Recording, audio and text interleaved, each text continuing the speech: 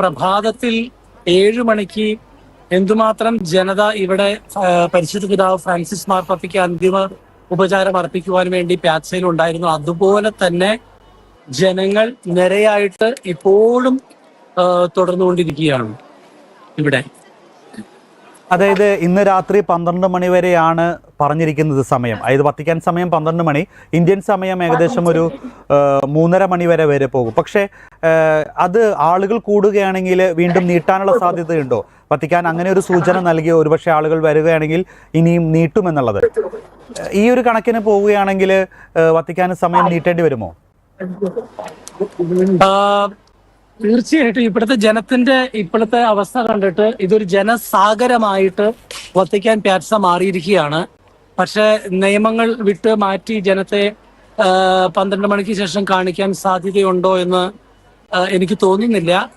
അതിനെക്കുറിച്ച് കൃത്യമായ വാർത്ത ഞാൻ ഇതുവരെയും അറിഞ്ഞിട്ടില്ല ഒഫീഷ്യലായിട്ട്. കാരണം നാളെ പ്രഭാതത്തിൽ 7 മണി മുതൽ വൈകുന്നേരം 12 മണി വരെ വീണ്ടും ജനത്തിന് പൊതു ദർശനത്തിനുള്ള സാഹചര്യമുണ്ട്. വീണ്ടും അടുത്ത ദിവസം കൂടിയും 7 മണി മുതൽ വൈകുന്നേരം 7 മണി വരെ വീണ്ടും സമയമുണ്ട്. അപ്പം അതെങ്ങനെയാണെന്ന് എനിക്കറിയില്ല. ഏതായാലും ജനത്തിരക്കാണ്, ജനസാഗരമാണ്. എന്റെ പുറകിൽ നിൽക്കുന്ന ഒക്കെ ക്യൂ ആണ്. അത് എവിടെ നിന്ന് ആരംഭിച്ചു എന്ന് നമുക്ക് പറയാൻ പറ്റുന്നതില്ല.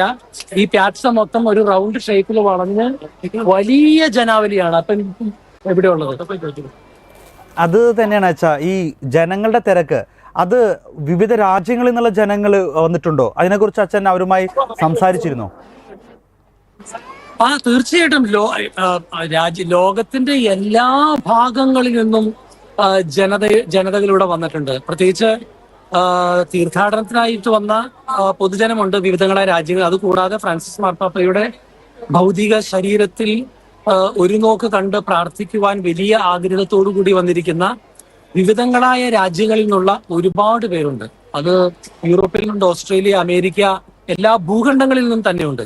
അത് പ്രത്യേകിച്ച് ഒരു രാജ്യത്തിന്റെ പേര് പറഞ്ഞു നീട്ടുന്നില്ല, എല്ലാ ഭൂഖണ്ഡങ്ങളിൽ നിന്നുണ്ട്, അന്റാർട്ടിക്ക ഒഴിച്ച്. തീർച്ചയായിട്ടും ലോകം മുഴുവൻ ഉള്ള ആളുകൾ ഫ്രാൻസിസ് മാർപ്പാപ്പയുടെ ഭൗതിക ശരീരം ഒരു നോക്ക് കാണാൻ വത്തിക്കാനിലേക്ക് എത്തുന്ന കാഴ്ചയാണ്. ഇപ്പോൾ മാർപ്പാപ്പയുടെ ഭൗതിക ശരീരം നമ്മളെല്ലാവരും കണ്ടുകൊണ്ടിരിക്കുന്നുണ്ട്. മറ്റു മാർപ്പാപ്പമാരിൽ നിന്ന് വ്യത്യസ്തമായിട്ട് ഇതുവരെയും അന്ന് മരിച്ചപ്പോൾ ആ കണ്ട അതേ തിരുവസ്ത്രത്തിൽ, അതേ രീതിയിൽ, അതേ പെട്ടിയിൽ തന്നെയാണ് ഇപ്പോഴും മാർപ്പാപ്പയെ കാണുന്നത്. അതിനെക്കുറിച്ച് എന്താണ് അച്ഛന് പറയാനുള്ളത്? ഫ്രാൻസിസ് മാർപ്പാപ്പയുടെ ദിവംഗതനായതിനു ശേഷം ഫ്രാൻസിസ് മാർപ്പാപ്പയെ തിരുവസ്ത്രങ്ങൾ അണിയിച്ച് കാസ സാന്ത മാർത്തയിൽ ഏത് ഡ്രസ്സ് വെച്ചാണ് ധരിച്ചത് അതേ ഇത് തന്നെയാണ് നമുക്ക് ഇപ്പോഴും കാണാൻ സാധിക്കുന്നത്. കാരണം ആ തിരുവസ്ത്രങ്ങൾക്കൊക്കെ പ്രത്യേകമായി ലിറ്റർജിക്കലി പ്രത്യേകമായ ആഴമായ അർത്ഥങ്ങളുണ്ട്. പ്രത്യേകിച്ച് ചുവന്ന നിറത്തിലുള്ള തിരുവസ്ത്രങ്ങളാണ് ഫ്രാൻസിസ് മാർപ്പാപ്പ അദ്ദേഹത്തെ അണിയിച്ചിരിക്കുന്നതായിട്ട് നമുക്ക് കാണാനായിട്ട് സാധിക്കുക. അതിന്റെ അർത്ഥം സ്നേഹം, പീഡാസഹനം, യേശുവിന്റെ തിരുരക്തം എന്നിവയെ ദൈവശാസ്ത്രപരമായിട്ട് പ്രതിനിധീകരിക്കുന്ന ഒരു സിംബോളിക് മീനിങ് ആണ് തിരുവസ്ത്രത്തിന്. അപ്പം ഫ്രാൻസിസ് യേശു കുരിശിൽ രക്തം ചിന്തി മനുഷ്യവംശത്തെ സ്നേഹിച്ചതുപോലെ ഫ്രാൻസിസ് മാർപ്പാപ്പ തന്റെ ജീവിതം താൻ സ്നേഹിക്കുന്ന ജനത്തിനായി കൊടുത്തതിന്റെ ഒരു സിംബോളിക് മീനിങ് ആയിട്ട് കൂടി നമുക്ക് അതിനെ കാണാനായിട്ട് നമുക്ക് സാധിക്കും. മറ്റൊരു കാര്യം എന്ന് പറയുന്നത് ഫ്രാൻസിസ് മാർപ്പാപ്പയെ കിടത്തിയിരിക്കുന്നത് നമുക്ക് ആ ശവമന്ദത്തിൽ കൃത്യമായിട്ട് കാണാൻ ക്യാമറ സൂക്ഷിച്ചു നോക്കിയാൽ മാത്രമേ കാണാൻ സാധിക്കുകയുള്ളൂ. കാരണം ഫ്രാൻസിസ് മാർപ്പാപ്പയുടെ ഹെഡ് താഴ്ന്നാണ് കിടക്കുന്നത്. അദ്ദേഹവും ആവശ്യപ്പെട്ടിരുന്നു, എന്റെ ശരീരം ഒത്തിരി ഉയർത്തി വെച്ച് വലിയ രാജകീയമായി മറ്റുള്ളവർക്ക് കാണത്തക്ക വിധത്തിൽ എന്നെ വയ്ക്കരുത്, എന്റെ മൃതസംസ്കാരം വളരെ സിമ്പിൾ ആയിരിക്കണം എന്നൊക്കെ ആവശ്യപ്പെട്ടതനുസരിച്ചാണ് അതെല്ലാം ക്രമീകരിച്ചിരിക്കുന്നത്. ഏതായിരുന്നാലും അദ്ദേഹത്തിന്റെ കഴുത്തിൽ ഒരു പാലിയമുണ്ട്. പാലിയം എന്ന് പറഞ്ഞാൽ അതായത് അതിൽ 6 കുരിശുകൾ രേഖപ്പെടുത്തിയിരിക്കുന്നത് നമുക്ക് കാണാൻ സാധിക്കും. ഈ പാലിയത്തിന്റെ പ്രത്യേകത എന്ന് പറയുന്നത് ഈ മൃതസംസ്കാരത്തിനായിട്ട് ഒരുക്കി വെച്ചിരിക്കുന്ന ഫ്രാൻസിസ് മാർപ്പാപ്പയുടെ കഴുത്തിൽ അണിയിച്ചിരിക്കുന്ന പാലിയം, അതായത് ഒരു ചെറിയൊരു സ്റ്റോൾ പോലത്തെ ഒരു ഇതാണ്. അത് ചെമ്മരിയാടിന്റെ രോമം കൊണ്ട് ഉണ്ടാക്കിയിരിക്കുന്നതാണ്. അപ്പം ആ ചെമ്മരിയാടിന്റെ രോമം ആക്ച്വലി അത് 2 ഘട്ടങ്ങളിലായിട്ട് ഉണ്ടാക്കപ്പെട്ടിരിക്കുന്നതാണ്. അതായത് റോമില് ത്രേ ഫൊന്താനെ, അതായത് നമ്മളുടെ സെയിന്റ് പോള് ബിഫഡ് ചെയ്യപ്പെട്ട ശിരശ മാറ്റിടം വരിച്ച സ്ഥലത്തിനരികിൽ ഉള്ള താമസിക്കുന്ന ആശ്രമ നിവാസികള്, അവിടുത്തെ മങ്സ് അവിടെ വളർത്തുന്ന 2 ചെമ്മരിയാടിനെ തെരഞ്ഞെടുത്തിട്ട് ആ ചെമ്മരിയാടിന്റെ രോമങ്ങൾ എടുത്തുകൊണ്ടാണ് ഈ പാലിയം നിർമ്മിച്ചിരിക്കുന്നത്. എന്നാൽ ഈ രോമം എടുത്തിട്ട് ത്രസ്തവരയിലുള്ള ബസിലിക്ക ഓഫ് സെന്റ് സിസീലിയയിലുള്ള സിസ്റ്റേഴ്സ് ആണ് ഈ പരിശുദ്ധ പിതാവിന്റെ കഴുത്തിലുള്ള പാലിയം പ്രത്യേകമായിട്ട് മൃതസംസ്കാര ചടങ്ങുകൾക്ക് വേണ്ടി ഒരുക്കിയിരിക്കുന്നത്. അങ്ങനെ ഒരു പ്രത്യേകത കൂടി ഉണ്ട്. മാത്രമല്ല, ഫ്രാൻസിസ് മാർപ്പാപ്പയുടെ ശിരസിൽ നമുക്ക് കാണാൻ സാധിക്കും ഒരു തൊപ്പി, മിത്രേ, അതായത് അതൊരു വെള്ള കളറിലുള്ളതാണ്. അത് വിശുദ്ധിയെ സൂചിപ്പിക്കുന്നു, അതോടൊപ്പം തന്നെ ഡിഗ്നിറ്റിയെ സൂചിപ്പിക്കുന്നു, അതോടൊപ്പം തന്നെ അതോറിറ്റിയെ സൂചിപ്പിക്കുന്നു. അതെ, നിങ്ങൾക്ക് വിഷ്വൽസിൽ കാണാൻ സാധിക്കുന്ന പോലെ. അപ്പം അത് വെള്ള കളറിലുള്ളതാണ്. അതിന്റെ അർത്ഥം പ്രത്യേകമായിട്ട് വിശുദ്ധി, താൻ ജീവിതത്തിൽ ഇതുവരെയും ദൈവകൃപയാൽ കാത്തു സൂക്ഷിച്ച വിശുദ്ധിയുടെയും അധികാരത്തിന്റെയും, അതോടൊപ്പം തന്നെ മാർപ്പാപ്പയുടെ സ്പ്ലെൻഡർ ഓഫ് പോപ്പ്, അതിനൊക്കെയാണ് സൂചിപ്പിക്കുന്നത്. അങ്ങനെ ഇതിന് മാത്രമല്ല, മാർപ്പാപ്പയുടെ കൈകളിലേക്ക് നമുക്ക് സൂക്ഷിച്ചു നോക്കിയിട്ടുണ്ടെങ്കിൽ അവിടെ ജപമാല വെച്ചിരിക്കുന്നതായിട്ട് കാണാം. നമുക്കറിയാം, ഫ്രാൻസിസ് മാർപ്പാപ്പയ്ക്ക് പരിശുദ്ധ അമ്മയോട് ആഴമായ സ്നേഹവും ബന്ധവും ഒക്കെ ഉണ്ടായിരുന്നു. അതിന്റെ തെളിവ് തന്നെയായിരുന്നു 2013 മാർച്ച് 2013 മാർച്ചിൽ മാർപ്പാപ്പയെ തിരഞ്ഞെടുക്കപ്പെട്ടതിന് ശേഷം അദ്ദേഹം പോയത് ബസിലിക്ക ഓഫ് സാന്താ മേരി മജോറയിലാണ് നന്ദി പറയാനും പ്രാർത്ഥിക്കാനും റോമ രൂപതയെ മുഴുവനും പരിശുദ്ധ അമ്മയുടെ വിമലഹൃദയം സമർപ്പിക്കാനും വേണ്ടി.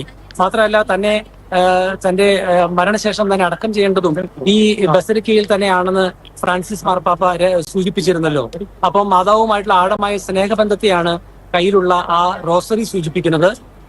മാത്രമല്ല, ഫ്രാൻസിസ് മാർപ്പാപ്പയുടെ കയ്യിൽ ഒരു സിൽവർ മോതിരമുണ്ടായിരുന്നു. പക്ഷെ നമുക്കറിയാം, മാർപ്പാപ്പ കാലം ചെയ്തതിനു ശേഷം, ദിവംഗതത്തിന് ശേഷം അത് ഔദ്യോഗികമായി വത്തിക്കാന്റെ നിയമപ്രകാരം അത് ഡിസ്ട്രോയ് ചെയ്തു, മറ്റാരും ദുരുപയോഗപ്പെടുത്താതിരിക്കാൻ വേണ്ടി. എങ്കിലും പ്രതീകാത്മകമായി അദ്ദേഹത്തിന്റെ കൈകളിൽ നമുക്ക് ഒരു സിൽവർ മോതിരം കാണുവാനായിട്ട് സാധിക്കും. അത് സ്നേഹപൂർവമായ ഒരു ഇടയന്റെ നേതൃത്വത്തിന്റെ അടയാളമായിട്ട് വേണം നമുക്കതിനെ കാണാൻ. ഓക്കെ, മറ്റൊരു കാര്യം, നമ്മളിപ്പോൾ എല്ലാവരും തന്നെ പറയുന്ന ഒരു കാര്യമാണ്, ഫ്രാൻസിസ് മാർപ്പാപ്പയുടെ മരണം അതൊരു അപ്രതീക്ഷിതമായിരുന്നു, ആകസ്മികമായിരുന്നു എന്നെല്ലാം. എന്താണ് ഈ ഒരു വിഷയത്തിൽ അച്ഛന് പറയാനുള്ളത്? അത് വാസ്തവത്തിന് നമുക്ക് ഒരു രീതിയിൽ ചിന്തിക്കാം, തീർച്ചയായിട്ടും അപ്രതീക്ഷിതമായിരുന്നു എന്ന് കരുതാം.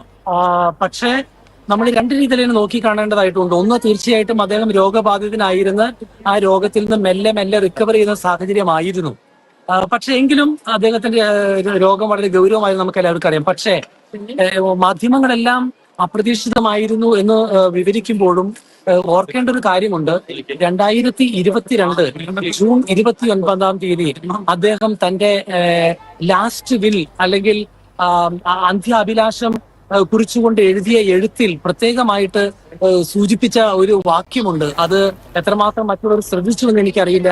അതിൽ അദ്ദേഹം കൃത്യമായിട്ട് പറഞ്ഞിട്ടുണ്ട്, എന്റെ ജീവിതത്തിന്റെ സൂര്യാസ്തമയം അടുത്തു കഴിഞ്ഞു എന്ന് ഞാൻ മനസ്സിലാക്കിക്കൊണ്ട് ഇരിക്കുകയാണ്. അതുകൊണ്ട് തന്നെ നിത്യജീവനിലേക്ക് പ്രവേശിക്കുവാൻ ഞാൻ തീർച്ചയായിട്ടും ഒരുങ്ങിയിട്ടുണ്ട് എന്ന് അദ്ദേഹം പറയുകയും അതിന്റെ ലാസ്റ്റ് വില്ലിൽ അദ്ദേഹം മറ്റ് കാര്യങ്ങളൊന്നും സൂചിപ്പിക്കാതെ തന്റെ മൃതസംസ്കാര ചടങ്ങുകളെ കുറിച്ച് മാത്രമാണ് അദ്ദേഹം അതിൽ സൂചിപ്പിച്ചിരിക്കുന്നത്. അതുകൊണ്ട് തീർച്ചയായിട്ടും നമ്മളെ സംബന്ധിച്ച് അത് പെട്ടെന്നുള്ള ഷോക്കിംഗ് ന്യൂസ് ആണ്. പക്ഷെ ഫ്രാൻസിസ് മാർപ്പാപ്പയെ സംബന്ധിച്ച് അദ്ദേഹം നേരത്തെ തന്നെ പിതാവിന്റെ ഭവനത്തിലേക്ക് പോകുവാൻ പ്രാർത്ഥനാപൂർവ്വം ഒരുങ്ങിയിട്ടുള്ള ഒരു വ്യക്തിയായിട്ട് തന്നെയാണ് നമുക്ക് മനസ്സിലാക്കാനായിട്ട് സാധിക്കുക. ഈ മറ്റ് കൂടുതൽ അദ്ദേഹത്തിന്റെ അന്ത്യാഭിലാഷത്തിൽ സംസ്കാരത്തെ കുറിച്ചൊക്കെ കൂടുതൽ പറഞ്ഞിരുന്നു. അതുമായി ബന്ധപ്പെട്ട് അച്ഛൻ എന്തെങ്കിലും പറയാൻ സാധിക്കുമോ? തീർച്ചയായിട്ടും ഒരു കാര്യം എന്റെ ഹൃദയത്തെ വല്ലാതെ സ്പർശിച്ചത്, ഞാൻ ഇന്നലെ വൈദികരോടൊപ്പം ഒക്കെ സാന്താ മാർത്ത കാസയിൽ ഫ്രാൻസിസ് മാർപ്പാപ്പയുടെ പൂജ്യ ശരീരം അവിടെ അതിനു മുന്ന് പ്രാർത്ഥിച്ചപ്പോ ഞാൻ ആ ശവമഞ്ചം കണ്ടപ്പോ വാസ്തവത്തില് വളരെയധികം അത്ഭുതം എന്റെ ഹൃദയത്തിന് തോന്നുകയാണ്. കാരണം അദ്ദേഹത്തിന്റെ ലാസ്റ്റ് വില്ലിൽ അദ്ദേഹം എഴുതി വെച്ചിരുന്നു, എന്നെ രാജകീയമായ രീതിയിൽ ഉള്ള ഒരു ശവമഞ്ചത്തിൽ കിടത്തി എന്നെ വിലാപയാത്രയെ കൊണ്ടുപോയി അടക്കം ചെയ്യരുത്. കാരണം കത്തോലിക്ക സഭയുടെ പാരമ്പര്യം അനുസരിച്ച് മാർപ്പാപ്പമാർ കാലം ചെയ്തു കഴിഞ്ഞാൽ, ദിവംഗതനായാൽ അവരുടെ ശവസംസ്കാര ചടങ്ങുകളുടെ ഭാഗമായിട്ട് ആ മൃതദേഹം 3 ഘട്ടങ്ങളിലുള്ള ശവമഞ്ചങ്ങളിലാക്കിയിട്ടാണ് അത് ശവസംസ്കാര ചടങ്ങുകൾ നടത്തുന്നത്. സൈപ്രസ് മരത്തിന്റെയും വീടിന്റെയും ഓക്കുമരത്തിന്റെയും പെട്ടിയിലാക്കിയിട്ട്. അത് ത്രിത്വത്തെയാണ് സൂചിപ്പിക്കുന്നത്. അതായത് പിതാവ്, പുത്രൻ, പരിശുദ്ധാത്മാവ് എന്നുള്ള സിംബോളിക് അർത്ഥത്തിലാണ്. എന്തായിരുന്നാലും ഫ്രാൻസിസ് മാർപ്പാപ്പ പറഞ്ഞു, അങ്ങനെ ഒരു തരത്തിലുള്ള വിലപിടിപ്പുള്ള വിലയേറിയ ഒന്നും എനിക്ക് വേണ്ട, മറിച്ച് ഒരു തടി കഷ്ണത്തിൽ, ഒരു പെട്ടി കഷ്ണത്തിൽ, സാധാരണയായ ഒരു പെട്ടിയിൽ, മരം കൊണ്ടുണ്ടാക്കിയ ഒരു പെട്ടിയിൽ മാത്രം എന്നെ അടക്കം ചെയ്താൽ മതി. നിങ്ങൾ ആ ഫ്രാൻസിസ് മാർപ്പാപ്പയുടെ മൃതദേഹം ഇരിക്കുന്ന ആ ശവമഞ്ചം നോക്കിയിട്ടുണ്ടെങ്കിൽ കാണാൻ സാധിക്കും, നിങ്ങൾക്ക് പൂജ്യ ശരീരം ഇരിക്കുന്നത് കാണാൻ സാധിക്കും. എത്രയോ ലാളിത്യം നിറഞ്ഞ സിമ്പിൾ ആയിട്ടുള്ള ഒരു ശവമഞ്ചമാണത്. അത് ഒരു വളരെ സിമ്പിളായിട്ട്, ഒരു അലങ്കാരമോ ഒന്നും ഇല്ലാതെ വളരെ സിമ്പിളായിട്ട് മരം കൊണ്ടുണ്ടാക്കിയിരിക്കുന്ന ഒരു ശവമഞ്ചമാണത്. അദ്ദേഹത്തിന്റെ ജീവിതത്തിൽ ഉടനീളം കാത്തു സൂക്ഷിച്ച ദാരിദ്ര്യത്തെ, പ്രത്യേകിച്ച് ഫ്രാൻസിസ് അസീസിയുടെ പിൻഗാമിയായ ഫ്രാൻസിസ് മാർപ്പാപ്പ ദാരിദ്ര്യം, പാവങ്ങളെ സ്നേഹിച്ച അദ്ദേഹം മരണസമയത്തും അങ്ങനെ ചിന്തിച്ചിരുന്നു. മറ്റൊരു കാര്യം നമ്മൾ ഓർക്കണം, അദ്ദേഹത്തിന്റെ മരണസമയത്ത് ഇങ്ങനെയൊരു കാര്യം പറഞ്ഞിരുന്നു: എന്റെ മൃതസംസ്കാര ചടങ്ങുകൾക്ക് വേണ്ടി സഭയുടെ കാശ് ഒന്നും ചെലവാക്കി ദൂർത്തടിക്കുകയോ അല്ലെങ്കിൽ അതുപോലെ ഒരുപാട് രാജകീയമായ രീതിയിൽ മൃതസംസ്കാര ചടങ്ങുകളൊന്നും എനിക്ക് നൽകരുത്. അതിന് പകരം മാർപ്പാപ്പ തന്നെ അനോണിമസ് ആയി, പേര് വെളിപ്പെടുത്താത്ത ഒരു ഉപകാരിയെ, ബെനഫാക്ടറെ കണ്ടെത്തി അദ്ദേഹത്തിന്റെ ചെലവിലൂടെയാണ് ഫ്രാൻസിസ് മാർപ്പാപ്പയുടെ മൃതസംസ്കാര ചടങ്ങുകളൊക്കെ നടക്കുക. അപ്പം ഓർത്തു നോക്കുക, അദ്ദേഹത്തിന്റെ ആ ഒരു മൃതസംസ്കാര ചടങ്ങുകളുമായി ബന്ധപ്പെട്ട് എഴുതി വെച്ചിരിക്കുന്ന ലാസ്റ്റ് വില്ലിൽ ഉള്ള എത്രയോ ആഴമായ സുവിശേഷാത്മക നിറഞ്ഞു നിൽക്കുന്ന ആത്മീയതയുടെ വെളിച്ചമാണ് നമുക്ക് കാണാൻ സാധിക്കുക. മാത്രമല്ല, അദ്ദേഹം പറഞ്ഞു, എന്നെ അടക്കുമ്പോ എന്റെ കുഴിമാടത്തിൽ ഹിസ് ഹോളിനസ് പോപ്പ് ഫ്രാൻസിസ് ഒന്നൊന്നും എഴുതരുത്, മറിച്ച് വെറും ഫ്രാൻചെസ്കോ അല്ലെങ്കിൽ ഫ്രാൻസിസ് എന്ന് മാത്രമേ എഴുതാവൂ എന്നാണ് അദ്ദേഹം ആവശ്യപ്പെട്ടിരിക്കുന്നത്. ഇതെല്ലാം സൂചിപ്പിക്കുക എത്രയോ സിംപ്ലിസിറ്റിയോടുകൂടി, ലാളിത്യത്തോടു കൂടിയാണ് ഫ്രാൻസിസ് മാർപ്പാപ്പ ഇതെല്ലാം സൂചിപ്പിച്ചത്. ഡിജോ, നമ്മുടെ കൂടെ ഇവിടെ വത്തിക്കാനിൽ നിന്നും ഇപ്പോൾ ഒരു മലയാളി ഫാമിലി വരുവാനായിട്ട് ആഗ്രഹിക്കുന്നുണ്ട്. കാരണം ഞാൻ അവരോട് പറഞ്ഞിരുന്നു, അവര് ഫ്രാൻസിസ് മാർപ്പാപ്പയുമായി പ്രത്യേകമായ ഇടപെടാൻ സാധിച്ച ഒരു കുടുംബമാണ്. അപ്പൊ അവരിവിടെ അവിചാരിതമായി ഇവിടെ ഇപ്പൊ വത്തിക്കാൻ സ്ക്വയറിൽ കണ്ടുമുട്ടാൻ സാധിച്ചു. അവരിപ്പോ നമ്മളോട് അവരുടെ വ്യക്തിപരമായ അനുഭവങ്ങൾ പങ്കുവയ്ക്കാൻ ആഗ്രഹിക്കുന്നുണ്ട്, സമയമുണ്ടെങ്കിൽ. തീർച്ചയായിട്ടും സമയമുണ്ട്, നമുക്ക് അവരുടെ ആ ഒരു അനുഭവം കൂടി കേൾക്കാം. ചേച്ചി ഇവിടെ നോക്കി. ഇത് നമ്മുടെ രാജു എന്ന് പറഞ്ഞ ചേട്ടൻ, പിന്നെ നിമ്മി, അതോടൊപ്പം തന്നെ ദിവ്യ എന്ന് പറഞ്ഞ ചേച്ചി. അതില് രാജു ചേട്ടനും നിമ്മിക്കും 3 കുഞ്ഞുങ്ങളാണുള്ളത്. മറ്റേ ദിവ്യ ചേച്ചിക്ക് 2 കുട്ടികൾ. അവരുടെ കുഞ്ഞുങ്ങൾക്കൊക്കെ ഫ്രാൻസിസ് മാർപ്പാപ്പയുടെ ഒരു സ്പർശനം ലഭിച്ച ഒരു കുടുംബമാണ്. നിങ്ങൾക്ക് അവരെ സംബന്ധിച്ച് തീർച്ചയായും അത് നല്ല ഓർമ്മകളാണെങ്കിലും ഫ്രാൻസിസ് മാർപ്പാപ്പയുടെ സ്നേഹം അല്ലെങ്കിൽ ആ സ്പർശം കുഞ്ഞുങ്ങളെ കയ്യിലെടുക്കുമ്പോഴും തങ്ങളുടെ പ്രിയപ്പെട്ട ഇടയൻ മരിച്ചുപോയതിന്റെ ദുഃഖവും സങ്കടവും അവരുടെയും സംസാരങ്ങളിൽ നിന്ന് വ്യക്തമായിരുന്നു. ഏതായിരുന്നാലും അവർ ഫ്രാൻസിസ് മാർപ്പാപ്പയുമായി അവർക്ക് ഉണ്ടായിരുന്ന ആ ദൈവാനുഭവം ആദ്യം അവർ പങ്കുവയ്ക്കും. ഞങ്ങളുടെ 3 കുട്ടികൾക്കും പാപ്പയുടെ ബ്ലെസ്സിങ് കിട്ടിയവരാണ്. മൂത്ത കുട്ടി 2016 പാപ്പയുടെ പേപ്പൽ ഓഡിയൻസിൽ ബ്ലെസ്സിങ് കിട്ടി. 2ാമത്തെ കുട്ടിയും 2019 കിട്ടി.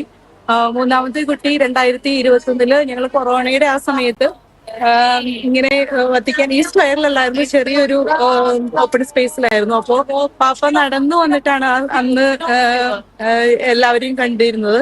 ആ സമയത്ത് ഞങ്ങൾക്ക് ഫാമിലി ആയിട്ട് ഞങ്ങളുടെ അടുത്ത് വന്ന് മക്കളുടെ പേരൊക്കെ ചോദിച്ച് സംസാരിച്ച് അന്ന് ഞങ്ങൾക്ക് വളരെ സന്തോഷമായി.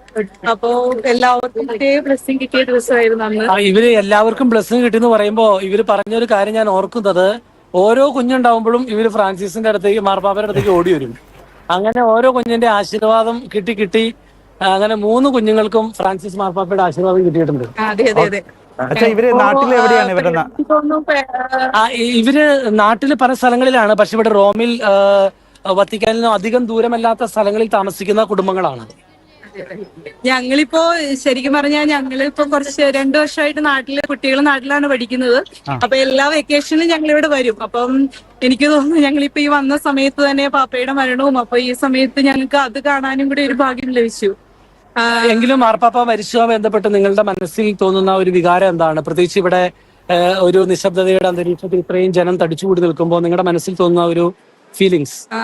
എനിക്ക് തോന്നുന്നു കുഞ്ഞുങ്ങളോടൊക്കെ പ്രത്യേകം സ്നേഹവും കരുണയും ഒക്കെ കാണിച്ചിരുന്ന ഒരു പാപ്പയായിരുന്നു. അതുകൊണ്ട് തന്നെയാണ് ഞങ്ങൾ ആ മുത്തുകുട്ടിയെ കൊണ്ടൊക്കെ ഇവിടെ വന്നപ്പോഴാണെങ്കിലും 1-2 വട്ടം വന്നപ്പോൾ ഞങ്ങൾക്ക് ബ്ലെസ്സിങ് കിട്ടിയില്ല. അപ്പൊ വളരെ സങ്കടത്തോടെയാണ് ഞങ്ങൾ മടങ്ങിയതെങ്കിലും 3-ാമത്തെ വട്ടം വന്നപ്പോ പാപ്പ കണ്ടിട്ടുണ്ടെങ്കിൽ ഏത് കുട്ടിയാണേലും പാപ്പയുടെ കണ്ണിൽ പെട്ടിട്ടുണ്ടെങ്കിൽ അവരെ ബ്ലെസ് ചെയ്യാതെ പാപ്പ പോവാറില്ല. അങ്ങനെ കുഞ്ഞുങ്ങളോടൊക്കെ പ്രത്യേക ഒരു വാത്സല്യം കാണിച്ചിരുന്ന പാപ്പയായിരുന്നു ഫ്രാൻസിസ് പാപ്പ. ഇപ്പോ ഈ ഒരു നിമിഷത്തില് വളരെ സങ്കടമുണ്ട് ഞങ്ങൾക്ക്. എങ്കിലും നമുക്ക് എല്ലാവരുടെയും പ്രാർത്ഥനയില് സങ്കടത്തിൽ ഞങ്ങളും പങ്കുചേരുന്നുണ്ട്. ദിവ്യ ചേച്ചിയുടെ കുടുംബത്തിന് എന്തോ ഒരു പ്രത്യേക ദൈവാനുഭവം പറയാനുണ്ട്, ചുരുക്കി പറയുന്നതായിരിക്കും. Okay okay okay. മകനാണ് ബ്ലെസ്സിങ് കിട്ടിയത്. ഇവന് ഒരു 2 വയസ്സുള്ളപ്പോ പാപ്പയുടെ അടുത്ത് കൊണ്ടുവരുന്നു. ഒരുപാട് കരഞ്ഞായിരുന്നു പാപ്പയുടെ കൊടുത്തപ്പോ. പക്ഷെ പാപ്പ ക്ഷമയോടെ ഇവനെ എടുത്ത് ബ്ലെസ് ചെയ്തായിരുന്നു. അതൊരു ഭയങ്കര ഒരു എത്ര വയസ്സുണ്ട് അവനിപ്പോ അന്ന് മാർപ്പാപ്പ കയ്യിലെടുത്തപ്പോ? അത് പറയും. 2 വയസ്സുള്ളപ്പോഴാണ് അവന് ബ്ലെസ്സിങ് കിട്ടിയത്. അത് വലിയൊരു അനുഗ്രഹമായിട്ട് ഞങ്ങൾ കരുതുന്നു. ഈ സമയത്ത് ഇവിടെ മാർപ്പാപ്പ കയ്യിലെടുത്തു തലയിൽ ബ്ലെസ് ചെയ്തു. അത് വലിയൊരു അനുഗ്രഹമായിട്ട് ഞങ്ങൾ കാണുന്നു. മാർപ്പാപ്പ ആശീർവദിച്ച ഈ മകൻ ഒരു വൈദികനായി തീരട്ടെ എന്ന് നമുക്ക് പ്രാർത്ഥിക്കാം. ഈ ഫ്രാൻസിസ് മാർപ്പാപ്പയുടെ ഇപ്പോൾ നിങ്ങൾ വത്തിക്കാനിലുള്ളതാണോ, റോമിലാണോ താമസിക്കുന്നത്, എവിടെയാണ്? ഇവര് വത്തിക്കാന്റെ അടുത്താണ് താമസിക്കുന്നത്. ഡിജോ, ഞാൻ ഈ പടം നിങ്ങൾക്ക് കാണാൻ സാധിക്കുമെന്ന് അറിയത്തില്ല. മാർപ്പാപ്പ ആ കുഞ്ഞുങ്ങളെ കയ്യിലെടുത്ത ആ പടമാണ്.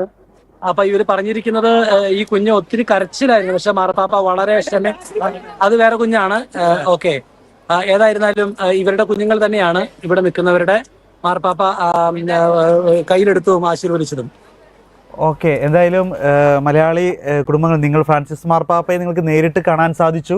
ഒപ്പം എനിക്ക് ഇന്ന് ഫ്രാൻസിസ് മാർപ്പാപ്പയുടെ വിയോഗത്തിലും ഫ്രാൻസിസ് മാർപ്പാപ്പയുടെ അവിടെ വന്ന് നേരിട്ട് കണ്ട് പ്രാർത്ഥിച്ച് ഫ്രാൻസിസ് മാർപ്പാപ്പയിൽ നിന്ന് അനുഗ്രഹം നേടാൻ സാധിച്ചു എന്നുള്ളത് വളരെ വലിയൊരു കാര്യമാണ്.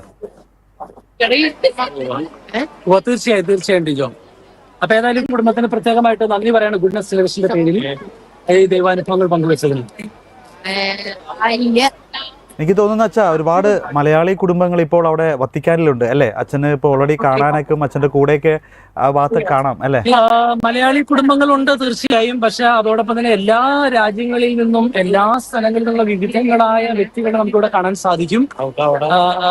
എന്നെ ഫ്രാൻസിസ് മാർപ്പാപ്പയുടെ മൃതസംസ്കാര ചടങ്ങുകളുടെ ശുശ്രൂഷകളുടെ ഭാഗമായി ട്രാൻസ്ലേഷൻ സെറമണി ഇന്ന് പ്രഭാതത്തിൽ സാന്താ മാർത്തയിൽ നിന്നും ബസിലിക്കയിലേക്ക് പോയിക്കൊണ്ടിരിക്കുമ്പോൾ നിങ്ങൾ എല്ലാവരും ശ്രദ്ധിച്ചു കാണും. എത്ര മണിക്കൂറുകളാണ് പൊരി വെയിലത്ത് കൊടും ചൂടിൽ അതൊന്നും വകവയ്ക്കാതെ അവഗണിച്ചുകൊണ്ട് മണിക്കൂറുകളാണ് അവരിവിടെ കാത്തുനിന്നത്, ഇപ്പോഴും കാത്തു നിൽക്കുന്നു. ഇതിനിടയിലാണെങ്കിൽ സംഭവിച്ചൊരു കാര്യം എന്ന് പറയുന്നത് പല വ്യക്തികളും ഹീറ്റ് സ്ട്രോക്ക് പോലെ വന്നിട്ട് തലകറങ്ങി വീണവരുണ്ടായിരുന്നു, അല്ലെങ്കിൽ ദേഹാസ്വസ്ഥം വന്ന് ക്ഷീണിതരായി വീണവരുണ്ടായിരുന്നു. അപ്പൊ അവരെ ചിലരൊക്കെ വീൽ ചെയറിൽ പോലും കൊണ്ടുപോകേണ്ടതായിട്ടുള്ള ഒരു അവസ്ഥയുണ്ടായിരുന്നു. പക്ഷേ അതൊന്നും കണ്ട് നിരുത്സാഹപ്പെടാതെ മറ്റുള്ളവരെല്ലാവരും പ്രാർത്ഥനാപൂർവ്വം കൂട്ടമായി ഗ്രൂപ്പുകളായി ജപമാല ചൊല്ലിയാണ് ആ ബസിലിക്കയിലേക്ക് പ്രവേശിച്ചത് എന്നുള്ളൊരു വാർത്ത അറിയാനായിട്ട് സാധിച്ചിരുന്നു. ഈ ഒരുപാട് പ്രായമായവര് ഉണ്ടോ ഈ ഒരു ക്യൂവിൽ നിൽക്കുന്നുണ്ടോ, അല്ലെങ്കിൽ അവർക്ക് വേണ്ടി പ്രത്യേകം സൗകര്യങ്ങൾ ഒരുക്കിയിട്ടുണ്ടോ വത്തിക്കാനിലെ? ഇല്ല, അങ്ങനെ സൗകര്യങ്ങൾ അവർക്ക് ഒരുക്കിയിട്ടില്ല. പക്ഷെ എന്തെങ്കിലും ബുദ്ധിമുട്ടുകൾ വന്നാൽ കാര്യങ്ങൾ നോക്കാനും അവർക്ക് ട്രീറ്റ്മെന്റ് നടത്താനും അല്ലെങ്കിൽ ആവശ്യമായ എല്ലാ സഹായങ്ങളും ചെയ്തു കൊടുക്കാൻ വേണ്ടിയുള്ള എല്ലാ കാര്യങ്ങളും വത്തിക്കാനിൽ ഇവിടുത്തെ ഗാർഡ്സ് വഴിയും എല്ലാം ക്രമീകരിച്ചിട്ടുണ്ട്. ഏതായിരുന്നാലും പ്രായമായവരെ കുറിച്ച് ചോദ്യം ചോദിച്ചപ്പോൾ ഞാനൊരു കാര്യം ഓർക്കുകയാണ്. ഇവിടെ 90 വയസ്സ് 100 വയസ്സ് വരെ എത്തിയ അമ്മാമ്മമാരെ ഈ പാക്സാദയിൽ ഉണ്ടായിരുന്നു. അതില് ഞാൻ ഓർക്കുന്നൊരു കാര്യമുണ്ട്. ഫ്രാൻസിസ് മാർപ്പാപ്പയുടെ മൃതശരീരത്തിന്റെ അരികിൽ നിന്നുകൊണ്ട് ഒരു അമ്മ പ്രത്യേകമായിട്ട് കരഞ്ഞ് പ്രാർത്ഥിക്കുന്ന ഒരു രംഗം ഞാൻ ശ്രദ്ധിച്ചിരുന്നു. നിങ്ങൾ കാണിക്കുന്ന അതേ അത് തന്നെ അത് എന്നെ വല്ലാതെ സ്പർശിച്ചു. ആ അമ്മച്ചി എത്രയോ നടക്കാൻ പോലും പ്രയാസമായി അതൊന്നും പരിഗണിക്കാതെയാണ് അവിടെ വന്ന് പിതാവിന്റെ മുമ്പിൽ ഒന്ന് കരഞ്ഞ് പ്രാർത്ഥിക്കുന്നത്. അവര് മാത്രമേ, വേറൊരു യുവതിയായ ഒരു സ്ത്രീ പോലും അതുപോലെ കരയുന്നത് കണ്ടു. പലരും കരയുന്നതായിട്ട് ഞാൻ ശ്രദ്ധിച്ചിരുന്നു. സ്വന്തം വീട്ടിൽ നിന്നൊരു വ്യക്തി പോകുന്ന ഒരു വേദന, അതാണ് വത്തിക്കാനിൽ വരുന്നവർക്കും ഇതെല്ലാം ഓൺലൈനായിട്ടും ലൈവായിട്ട് കാണുന്ന ആളുകൾക്കൊക്കെ ഉള്ളിലുള്ളത്. അതാണ് തങ്ങളുടെ പിതാവ് നഷ്ടപ്പെട്ടു പോയി എന്നുള്ളൊരു വേദനയുണ്ട്. എങ്കിലും സ്വർഗത്തിൽ ഇരുന്ന് തങ്ങൾക്ക് വേണ്ടി മാധ്യസ്ഥം അപേക്ഷിക്കുന്നു എന്നുള്ള ഒരു ആശ്വാസം നമുക്ക് എല്ലാവർക്കും ഉണ്ട്. മറ്റ് തിരുക്കർമ്മങ്ങൾ അതായത് ഇന്ന് ഫ്രാൻസിസ് മാർപ്പാപ്പയുടെ ശവമഞ്ചം വെച്ചുകൊണ്ടുള്ള പ്രാർത്ഥനകൾ നടന്നതിന് ശേഷം ഇന്ന് ഉച്ചയ്ക്ക് 12 മണിക്ക് ഒരു ദിവ്യബലി നടന്നിരുന്നു. അതായത് ഫ്രാൻസിസ് മാർപ്പാപ്പയുടെ അൾത്താരയിലല്ല, അതിന് പുറകിലുള്ള മാതാവിന്റെ പേരിലുള്ള ആ ചാപ്പലിൽ പ്രത്യേകമായിട്ട് ഇന്ന് ഞാനും അതിൽ പങ്കെടുത്തിരുന്നു. അപ്പം ആ ബലിയർപ്പണത്തിൽ പ്രത്യേകമായിട്ട് ഫ്രാൻസിസ് മാർപ്പാപ്പയ്ക്ക് വേണ്ടി പ്രാർത്ഥിച്ചിരുന്നു. ഡിജോ ചോദിച്ച ചോദ്യത്തിന് ദൈവത്തിന്റെ ഒരു പരിപാലന ഞാൻ കാണുകയാണ്. കാരണം പ്രാർത്ഥനയ്ക്ക് ദിവ്യബലിക്ക് നേതൃത്വം കൊടുത്തത് ഡെക്കാസ്ട്രി ഓഫ് ക്ലർജിയിലെ ഒരു ബിഷപ്പായിരുന്നു. അപ്പൊ അദ്ദേഹം ബലിയുടെ ആരംഭത്തിൽ ഇന്ന് വരെ നമ്മൾ ആരും ഒരു മാധ്യമങ്ങളിലും കേൾക്കാത്ത, ആരും പറയാത്ത ഒരു ആത്മീയ വാക്യമാണ് അദ്ദേഹം പറഞ്ഞ് ആ ബലി ആരംഭിച്ചത്. അതിൽ അദ്ദേഹം ഇങ്ങനെയാണ് പറഞ്ഞത്. ഞാൻ കണ്ണു നിറയുന്ന ഒരു വാക്കായിരുന്നു. അദ്ദേഹം പറഞ്ഞു, നമ്മുടെ മുമ്പിൽ ഇപ്പോൾ കാണുന്നത്, നമ്മുടെ മുമ്പിലായി ഇരിക്കുന്നത് തിരുശേഷിപ്പാണ്. We are seeing and we are in the presence of relics. അതായത് ഫ്രാൻസിസ് മാർപ്പാപ്പയുടെ മൃതശരീരത്തെ, ആ ശവമഞ്ചത്തിലിരിക്കുന്ന മൃതശരീരത്തെ ആ ബിഷപ്പ് പറഞ്ഞത് ഇതൊരു റെലിക്ക് അല്ലെങ്കിൽ തിരുശേഷിപ്പ് ആണ് എന്നാണ്. അതൊരു സൂചനയാണ്. തിരുശേഷിപ്പ് ആരുടെയാണ് സൂക്ഷിക്കുക? വിശുദ്ധരായവരുടെ മാത്രമാണ് തിരുശേഷിപ്പായിട്ട് നമ്മൾ കരുതുകയുള്ളൂ. അപ്പം അത്രമാത്രം ഒരു വിശുദ്ധനായ ഒരു മാർപ്പാപ്പയുടെ ദിവംഗതനായ മാർപ്പാപ്പയുടെ സാന്നിധ്യത്തിൽ അദ്ദേഹം അത് പറയുമ്പോൾ തീർച്ചയായും നമ്മുടെ മുമ്പിൽ പ്രതീക്ഷയുടെ മധ്യസ്ഥം വഹിച്ച് പ്രാർത്ഥിക്കേണ്ടതിന്റെ ഒരു പ്രത്യാശയുടെ ഒരു വാക്കുകൾ അദ്ദേഹം നൽകുകയുണ്ടായി. അപ്പോൾ ഏതായിരുന്നാലും 12 മണിക്ക് ഇന്ന് ദേവാലയത്തിൽ സെന്റ് പീറ്റേഴ്സ് ബസിലിക്കയുടെ അകത്ത് ഞങ്ങൾ കോൺസെലിബ്രേറ്റ് ചെയ്തിരുന്നു. പ്രത്യേകമായി ബലിയർപ്പണം ഉണ്ടായിരുന്നു. അതിൽ മാർപ്പാപ്പയ്ക്ക് വേണ്ടി പ്രത്യേകമായിട്ട് പ്രാർത്ഥിച്ചിരുന്നു. ഉണ്ടാകുമോ? കേട്ടില്ല. ഇനി എന്തെങ്കിലും തിരുക്കർമ്മങ്ങൾ ഉണ്ടാകുമോ? ഇന്ന് എന്റെ അറിവിൽ പ്രത്യേകമായി തിരുക്കർമ്മങ്ങൾ ഒന്നും ഉള്ളതായിട്ട് അറിവില്ല. പൊതുജനത്തിന് വൈകുന്നേരം വത്തിക്കാനിൽ നടക്കുന്ന ജപമാല ഇന്നുണ്ടാവുമോ? വൈകുന്നേരം നടക്കുന്ന ജപമാലയെ കുറിച്ചുള്ള അറിവ് എനിക്ക് കിട്ടിയിട്ടില്ല ഇതുവരെട്ടും. അങ്ങനെ എന്തെങ്കിലും അപ്ഡേറ്റ്സ് ഉണ്ടെങ്കിൽ ഞാൻ അറിയിക്കാം. എന്റെ അറിവിൽ ഇല്ല. എന്തായാലും അച്ഛൻ പറഞ്ഞ ആ വാക്ക്, എനിക്ക് തോന്നുന്നു അച്ഛൻ എന്നോട് പറഞ്ഞ ആ ചോദ്യം ചോദിച്ചത് ദൈവത്തിന്റെ പരിപാലനയാണെന്നുള്ളത്, ആ ഒരു ആൻസർ തിരുശേഷിപ്പാണെന്നുള്ള ആ ഒരു മറ്റേ മുഖ്യ കാർമ്മികനായ പിതാവ് പറഞ്ഞപ്പോൾ അത് നമ്മളിവിടെ ഈ ലൈവ് നടക്കുമ്പോഴൊക്കെ പറയുക ഫ്രാൻസിസ് മാർപ്പാപ്പ ഒരു വിശുദ്ധാത്മാവാണ്.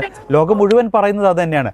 പക്ഷേ അതിന് കൂടുതൽ ഒരു ആക്കം കൂട്ടി, അല്ലെങ്കിൽ വളരെ എന്താ പറയുക, കുറച്ചുകൂടി അർത്ഥവത്തായ ഒരു വാക്ക്, ഈ ഇരിക്കുന്നത് തിരുശേഷിപ്പാണ് എന്ന് പറയുന്ന ഒരു വാക്ക്, എനിക്ക് തോന്നുന്നു അതൊന്നും മാധ്യമങ്ങളിലൂടെ വന്നിട്ടില്ല. ഈ ഒരു ഇങ്ങനൊരു കുർബാനയിൽ അല്ലെങ്കിൽ ഫ്രാൻസിസ് മാർപ്പാപ്പയുടെ ഭൗതിക ശരീരം വെച്ചുള്ള ആദ്യത്തെ ദിവ്യബലിയിൽ ഇങ്ങനൊരു അഭിസംബോധന, ഈ ഇരിക്കുന്നത് ഒരു തിരുശേഷിപ്പാണ്, ഫ്രാൻസിസ് മാർപ്പാപ്പയുടെ ഈ ഭൗതിക ശരീരം എന്ന് പറയുന്നത് ഒരു തിരുശേഷിപ്പാണ് എന്ന് പറഞ്ഞത് മറ്റു മാധ്യമങ്ങളിലൊന്നും ഇതുവരെ വന്നിട്ടില്ല. പക്ഷെ അത് ലോകം അറിയേണ്ട ഒരു കാര്യമാണ്. കാരണം എന്താ പറയാ, ഒരു വിശുദ്ധനായ ഒരു ആത്മാവിന്റെ ഒരു ശരീരം അല്ലെങ്കിൽ വസ്ത്രം എല്ലാം തിരുശേഷിപ്പായി നമ്മൾ മാറ്റാറുണ്ട്. ഇതാ ഇവിടെ ഒരു തിരുശേഷി ഇരിക്കുന്നു എന്ന് വിശുദ്ധ കുർബാനയിൽ തന്നെ പറയുമ്പോൾ എത്രത്തോളം ഇനി വരാൻ പോകുന്ന കാര്യത്തെക്കുറിച്ചുള്ള ഒരു മുന്നറിയിപ്പും ഒരു മുന്നേയുള്ള ഒരു പ്രവചനം കൂടിയാണ്. തീർച്ചയായും. മാത്രമല്ല, നമ്മളൊരു കാര്യം ശ്രദ്ധിക്കേണ്ടത്, ഫ്രാൻസിസ് മാർപ്പാപ്പ ഒരിക്കലും തന്നെ ഒരു വിശുദ്ധനായി കണക്കാക്കുകയോ അല്ലെങ്കിൽ അത്തരത്തിലുള്ള ഒരു പ്രതീതി വരുത്തുന്ന രീതിയിൽ ഒരു സ്ഥലത്തും ഒരിക്കലും സംസാരിക്കുക. അത് മറിച്ച് അദ്ദേഹം പറഞ്ഞിരിക്കുന്നത്, ഒരു ഇന്റർവ്യൂവിൽ അദ്ദേഹം പറഞ്ഞത്, ഐ ആം എ സിന്നർ. അദ്ദേഹത്തിന്റെ ആത്മകഥയിൽ, ഹോപ്പ് എന്ന് പറഞ്ഞ ആത്മകഥയിൽ പ്രത്യേകം പറയുന്നുണ്ട്, ഞാൻ ബലഹീനനായ ഒരു മനുഷ്യൻ, ഞാൻ പാപിയായ ഒരു മനുഷ്യൻ, ഞാൻ എൻ്റെ കുറവുകളിലേക്ക്, എൻ്റെ ജീവിതത്തിൽ വന്നുപോയ വീഴ്ചകളിലേക്ക് നോക്കുമ്പോൾ ഞാൻ ദൈവത്തിന്റെ മുമ്പിൽ ദൈവത്തിന്റെ കരുണയെക്കുറിച്ച് അത്ഭുതപ്പെട്ടിട്ടുണ്ട്. എന്നിട്ട് അദ്ദേഹം പറയുകയാണ്, ദൈവം എൻ്റെ മുമ്പിൽ വന്നിട്ട് എന്നോട് ഒരു കാര്യം ആവശ്യപ്പെടുകയാണെങ്കിൽ ഞാൻ എന്തായിരിക്കും പറയുക? എന്നിട്ട് അദ്ദേഹം ഉത്തരം പറയുന്നതാണ്, ബി അഷെയിംഡ്. അതായത് നാണം കെട്ടുപോവുക, നാണം കെട്ടവനായിരിക്കുക എന്നൊരവസ്ഥയാണ് ദൈവത്തോട് ചോദിച്ചു വാങ്ങിക്കുന്നത്. നമ്മൾക്കത് പെട്ടെന്ന് നോക്കുമ്പോൾ അതിന്റെ അർത്ഥം മനസ്സിലാവില്ല, പക്ഷെ അതിന്റെ അർത്ഥം പറഞ്ഞുതരാം. അതായത് അദ്ദേഹം പറയുന്നത്, ജീവിതത്തിൽ സാധാരണക്കാരനായ ഒരു മനുഷ്യൻ, സാധാരണ വ്യക്തികളെ പോലെ ഒരു പാപിയായിരുന്നു എന്ന് ചിന്തിക്കുന്ന ഒരു വ്യക്തി, അപ്പൊ അത്രമാത്രം ബലഹീനനായ സാധാരണക്കാരായ ഒരു മനുഷ്യൻ ദൈവം ഉയർത്തി തിരുസഭയുടെ മാർപ്പാപ്പിയാക്കി മാറ്റി. മാത്രമല്ല ദൈവം അത്ഭുതകരമായി എടുത്തുയർത്തിയ ഒരു വ്യക്തി ഇങ്ങനെ പറയുകയാണ്. എസെക്കിയേൽ പ്രവാചകന്റെ പുസ്തകത്തിലെ ബൈബിൾ വചനം ഉച്ചരിച്ചുകൊണ്ട് അദ്ദേഹം പറയുകയാണ്, ദൈവം എൻ്റെ മുമ്പിൽ വന്നാൽ, അല്ലെങ്കിൽ എന്നോടൊരു കാര്യം ആവശ്യപ്പെട്ടാൽ, ദൈവത്തിന്റെ കരുണയെ കുറിച്ച് ഞാൻ ഓർക്കുമ്പോൾ ഞാൻ അത്ഭുത പരതന്ത്രനായി, ഞാൻ വാസ്തവത്തിൽ ദൈവത്തിന്റെ മുമ്പിൽ നാണം കെട്ടു പോവുകയാണ് എന്നാണ് അദ്ദേഹത്തെ കുറിച്ച് സൂചിപ്പിച്ചത്. എന്നാൽ അദ്ദേഹത്തിന്റെ ഇടയ ശുശ്രൂഷ ലഭിച്ച പൊതുജനത്തിന്, വൈദികർക്ക് അല്ലെങ്കിൽ തിരുസഭയ്ക്ക് അദ്ദേഹത്തിന്റെ വിശുദ്ധിയുടെ സ്പർശനം അല്ലെങ്കിൽ അതിന്റെ സ്മെൽ ലഭിച്ചിട്ടുള്ള എല്ലാവർക്കും അറിയാം, അദ്ദേഹം തീർച്ചയായും ജീവിച്ചിരിക്കുന്ന ഒരു വിശുദ്ധൻ തന്നെയായിരുന്നു. പക്ഷേ ഈ ബിഷപ്പ് പറഞ്ഞ വാക്കിന് കൂടുതൽ ഡിജോ സൂചിപ്പിച്ചതുപോലെ വലിയൊരു കനം, ആഴമുണ്ട്. അതായത് നമ്മുടെ മുമ്പിലിരിക്കുന്നത് തിരുശേഷിപ്പ് ആണ് എന്നുള്ളൊരു വാക്ക്. തീർച്ചയായിട്ടും ഈ പറയുമ്പോൾ ഒരു വിശുദ്ധനായ ഒരു ആത്മാവിനെ കുറിച്ചുള്ള കാര്യങ്ങളാണ് നമ്മൾ പ്രേക്ഷകരിലേക്ക് എത്തിക്കുന്നതെന്ന് പറയുമ്പോൾ തന്നെ വളരെയധികം എന്താ പറയുക, നമുക്ക് ഒരു ആശ്വാസം അല്ലെങ്കിൽ ഒരു സന്തോഷം നൽകുന്ന ഒരു ആത്മീയമായ ഒരു അനുഭവം നമുക്ക് അത് നൽകുന്നുണ്ട്. അതിന്റെ തെളിവ് തന്നെയാണ് ഫ്രാൻസിസ് മാർപ്പാപ്പയുടെ ആ മൃതശരീരത്തിന്റെ അരികിലിരുന്നു കൊണ്ട് ഇരു സൈഡിലിരുന്ന്, ഞാൻ അതിന്റെ മാർപ്പാപ്പയുടെ വലതുവശത്ത് അൾത്താരയുടെ അരികിലായിട്ട് ഞാനും കുറച്ചു നേരം പോയിരുന്ന് പ്രാർത്ഥിച്ചിരുന്നു. അപ്പം അവിടെ ഇരുന്ന് പ്രാർത്ഥിക്കുമ്പോൾ ശ്രദ്ധിച്ചൊരു കാര്യം, ചില വ്യക്തികളൊക്കെ പേപ്പറിൽ പ്രാർത്ഥന എഴുതി ഇങ്ങനെ കൈപിടിച്ച് നീട്ടി ഫ്രാൻസിസ് മാർപ്പാപ്പ അടുത്തേക്ക് നീട്ടി വെച്ച് പ്രാർത്ഥിക്കുന്നുണ്ട്, ജപമാല ചൊല്ലി പ്രാർത്ഥിക്കുന്നുണ്ട്. ചിലപ്പോൾ അവർ അവരുടെ നിയോഗങ്ങൾക്ക് വേണ്ടി മധ്യസ്ഥം വഹിച്ച് പ്രാർത്ഥിക്കുന്നതായിരിക്കാം. അതിലെന്റെ ഹൃദയത്തെ വല്ലാതെ സ്പർശിച്ച ഒരു കാര്യമുണ്ട്. അത് ഇതാണ്, ഫ്രാൻസിസ് മാർപ്പാപ്പയുടെ ഏറ്റവും വലിയ ബലഹീനത എന്താണെന്ന് ചോദിച്ചാൽ, പൊതുജനം, ദൈവജനം, അൽമായര്, സാധാരണക്കാര്, പാവപ്പെട്ടവര്, രോഗികള്, പ്രായമായവര്, വൃദ്ധരൊക്കെയാണ്. രണ്ടാമതായിട്ട് കുട്ടികളാണ്. അപ്പോൾ ഞാൻ അത്ഭുതത്തോടു കൂടി നോക്കിയൊരു കാര്യം, ഫ്രാൻസിസ് മാർപ്പാപ്പയുടെ ആ